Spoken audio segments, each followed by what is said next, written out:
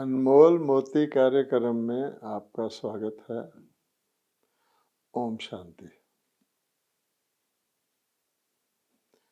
एक बात विचार करने की है कि जब कोई व्यक्ति पाप करने लगता है, एक बार गलत रास्ते पे चल पड़ता है, पापी बन जाता है, तो फिर वह पाप करता ही रहता है। जैसे हम देखते हैं कि किसी खड्डे को खोदा जाए तो उस खड्डे को आप जितना और खोदेंगे उतना वो गहरा होता जाएगा। इसलिए इस बात को समझना आवश्यक है कि हम पाप के रास्ते पर लगे ही ना। जैसे कहा जाता है, कोई उंगली पकड़वा ले तो पूरा हाथ उसका पकड़ा जाता है। ऐसे ही ये पाप कर्मों का कुचक्र है। अगर बहुत विशाल रूप से आप देखें तो आप क्या पाएंगे कि जैसे कोई सीढ़ी होती है, तो सीढ़ी अगर आप उतरनी शुरू कर दो, अपना मुंह उतरने की तरफ कर लो, तो अगली सीढ़ी आपकी उतरने की तरफ ही होगी, उसमें चढ़ाई नहीं हो सकती है। इसी प्रकार से अगर हम इस दुनिया के अंदर देखें कि मनुष्य पाप करते गए, पाप करना शुरू हुए, तो फिर पाप करते गए, पाप बढ़ते गए, पाप बढ़ते गए। अब इस पाप में बढ़ने का एक कारण ये भी है कि मनुष्य पाप तो कर लेते हैं, लेकिन वो सोचते हैं कि शायद उनको पाप का जो फल है वो नहीं मिलेगा। क्योंकि आप देखेंगे कि वैसे तो पाप करते ही पाप का फल, कुफल मिलना शुरू हो जाता है। आप अपनी ईमानदारी को खो दें पहली बार, तो आप देखेंगे आपकी अंतरात्मा आपको आवाज़ देगी। आपके अंदर बेईमानी का संस्कार एक ड्रॉप के रूप में थोड़ा सा एंटर होगा। आप अपनी वो सच्ची सुख, शांति, संतोष, अपना सम्मान, अपनी पावनता खोई ही महसूस करेंगे। जैसे कोई व्यक्ति स्नान नहीं करता, मैला हो जाता है, उसको महसूस होता है कि मैं कुछ बासी हो गया हूँ, मैं कुछ मैला हो गया हूँ। इस प्रकार की महसूसता आती है। जिस प्रकार का पाप होता है उसके अनुसार उसका प्रतिफल मिल ही जाता है। चाहे वो पहले उसके मन के द्वारा, उसके शरीर के द्वारा, उसके परिवार और समाज के द्वारा, प्रकृति के द्वारा, कई प्रकार के दुख उसको मिलने शुरू हो जाते हैं, लेकिन वो उसको नज़रअंदाज कर देता है और उन सज़ा जो उसको मिलती है उससे बचने की कोशिश करता है। पाप नहीं छोड़ता, लेकिन सज़ा से बचना चाहता है। वो ये भूल जाता है कि पाप का फल या सज़ा के मिलने के अनेक तरीके हैं। वो अगर एक प्रकार के सज़ा से जो उसको दिखाई दे रही है उसको बचने की कोशिश करता है, तो अनेक प्रकार हैं। परंतु उस समय उसकी बुद्धि, क्योंकि पाप करता है, तो बुद्धि मारी जाती है। बुद्धि उसको ठीक प्रकार से ये समझने नहीं देती कि जैसा करेगा वैसा पाएगा, जो करेगा वही पाएगा, और जितना करेगा उतना अवश्य पाएगा। ये एक अटल नियम है कर्मों की गति का, इससे कोई भी बच नहीं सकता।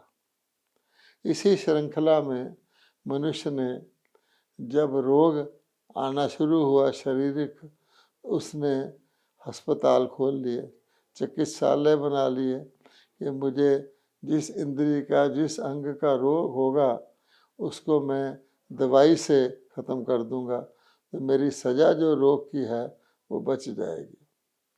पहले वक्त में शुरू में जब कोई मानव अपने जीवन में दिनचर्या के अंदर, या मान लो अपने खाने पीने के अंदर कोई गलती करता था तो क्या होता था, उसका उसको फल मिलता था।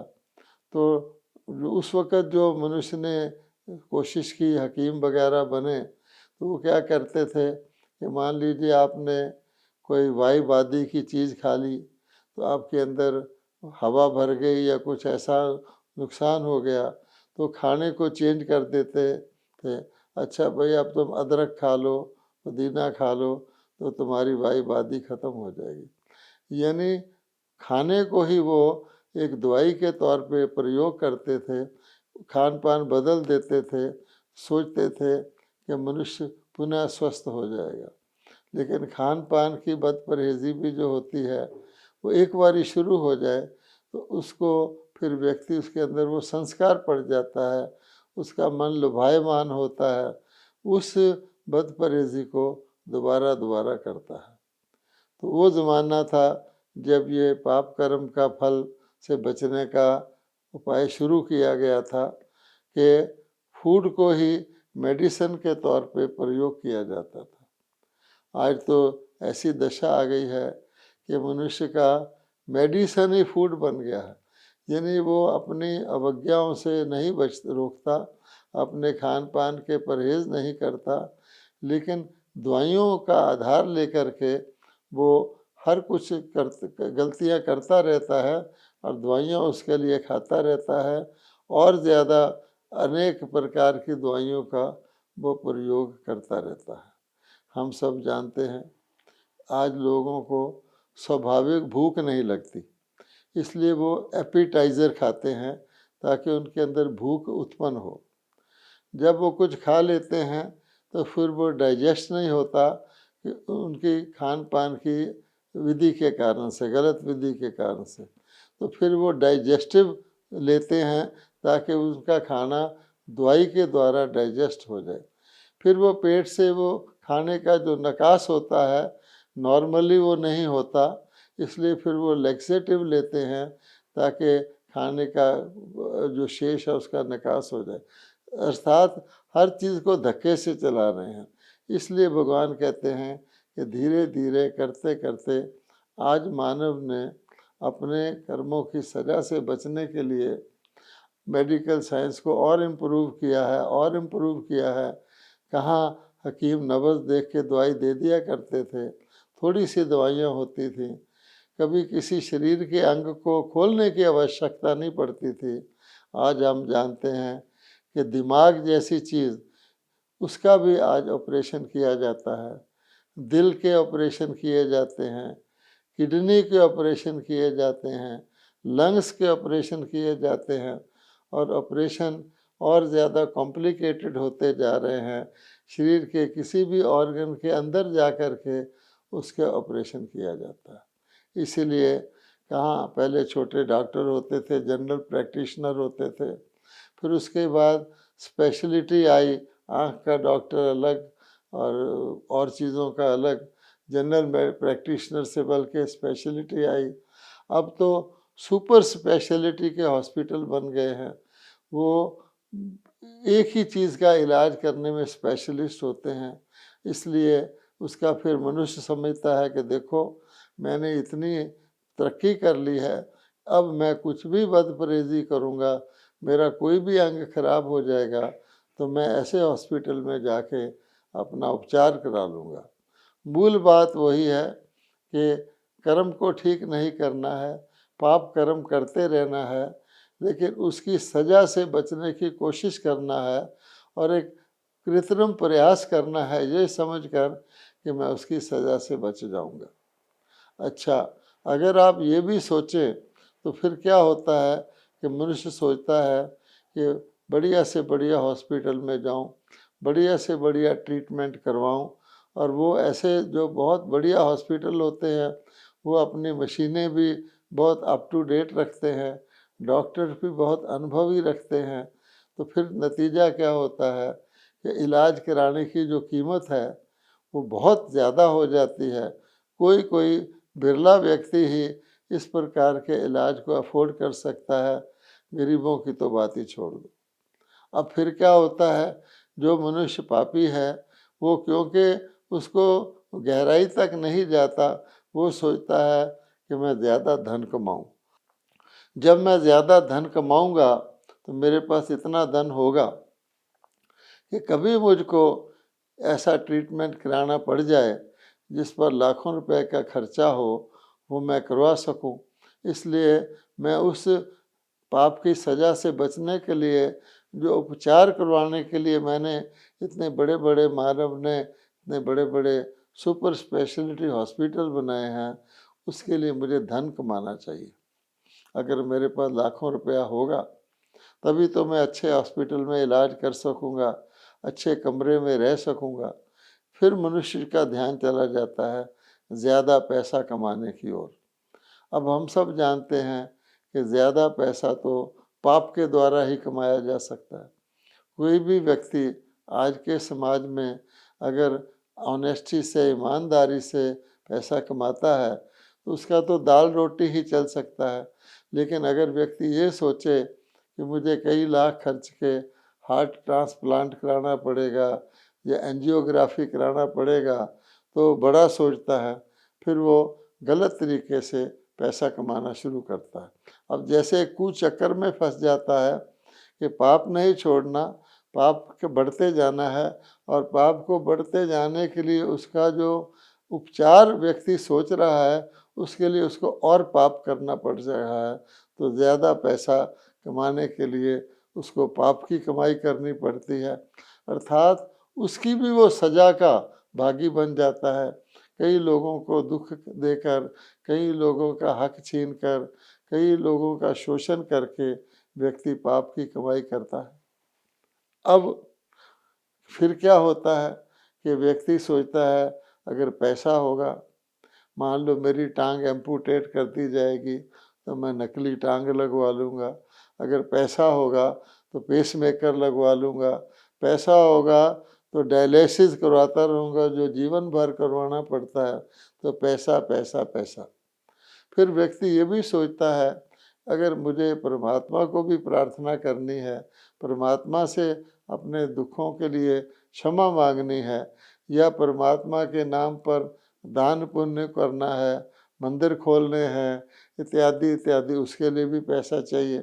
तो भगवान से भी अगर वो सोचता है भगवान को पैसे से खुश कर लूँ, तो उसके लिए भी धन चाहिए। हम जानते हैं कि तीर्थ स्थानों पर जाने के लिए, चार धाम की यात्रा करने के लिए, वहाँ कर रहने के प्रबंध के लिए अगर आपके पास अधिक धन होता है, हम तो जानते हैं कि ज़्यादा धन देने से आपके देवताओं के दर्शन भी छोटी कतार से हो जाते हैं। लेकिन हम ये भूल जाते हैं कि भगवान तो गरीबों का है। इसलिए वो व्यक्ति जो इस प्रकार की पाप की थिंकिंग करता है, वो ये नहीं सोचता कि मेरे पास ऐसा दिन आए ही ना जो मेरा हार्ट फेल हो, जो मेरी हार्ट को बीमारी हो, जो मेरी किडनी खराब हो। वो ये नहीं सोचता, उल्टा सोचता है अगर ये हो गया तो कैसा कैसे होगा। इसलिए भगवान कहता है मैं तो फिर भी गरीबा का हूँ। यद्यपि आज के गरीब भी बहुत परेशान हैं, क्योंकि सारी ओवरऑल परिस्थिति में पाप आत्माओं का बोलबाला हो गया है, झूठे का चलता है, सच्चे को तो बेचारे को कोई पूछता भी नहीं है।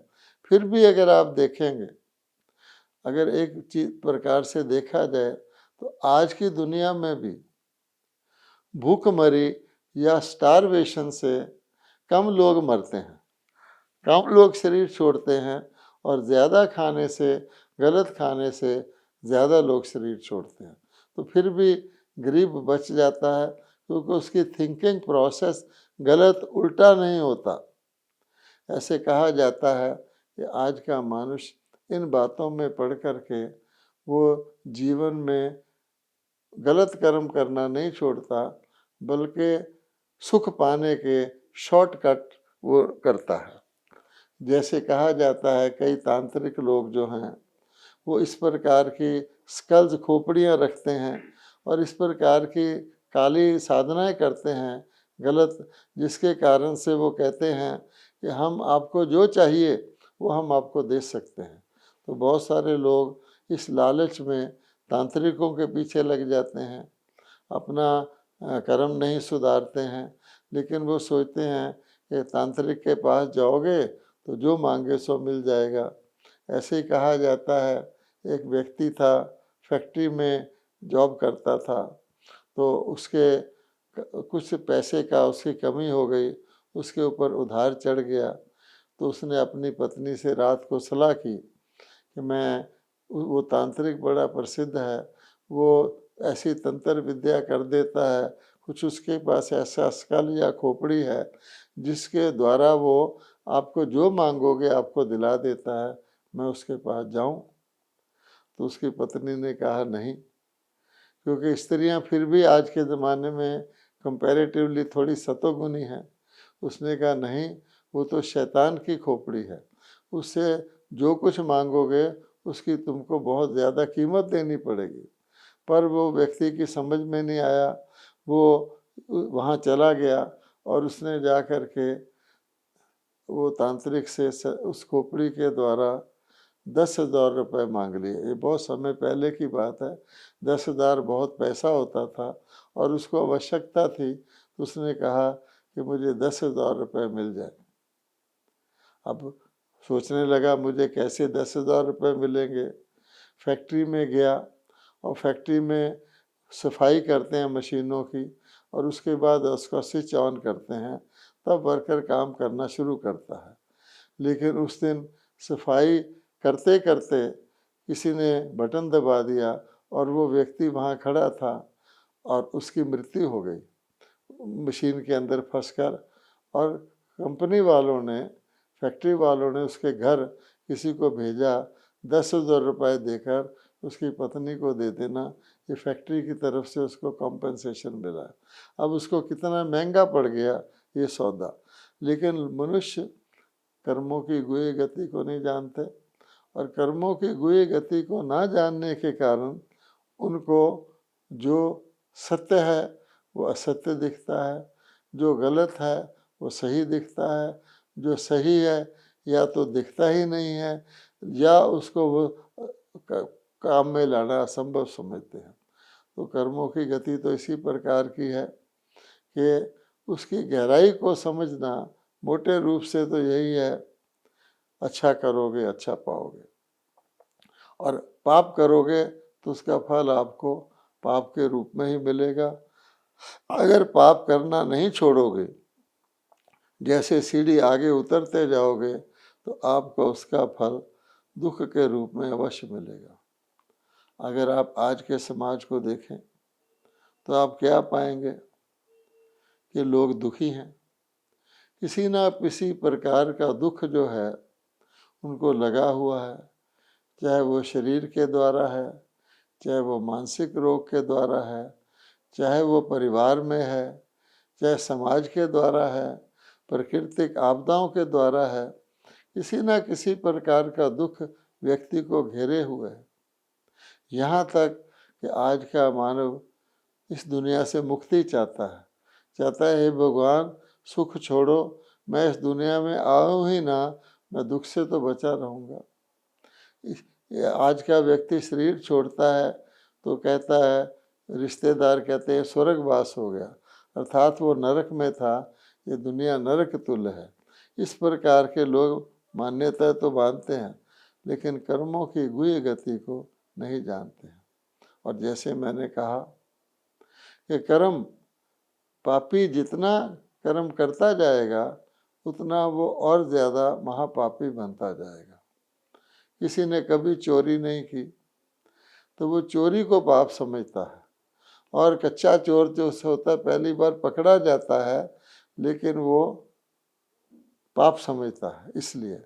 लेकिन जब वो पक्का चोर हो जाता है तो उसको चोरी करने के गुण आ जाते हैं, तो चोरी करने को पाप नहीं समझता, वो सोचता है कि मैं अब पकड़े जाने से बचने की मुझे आदत हो गई है।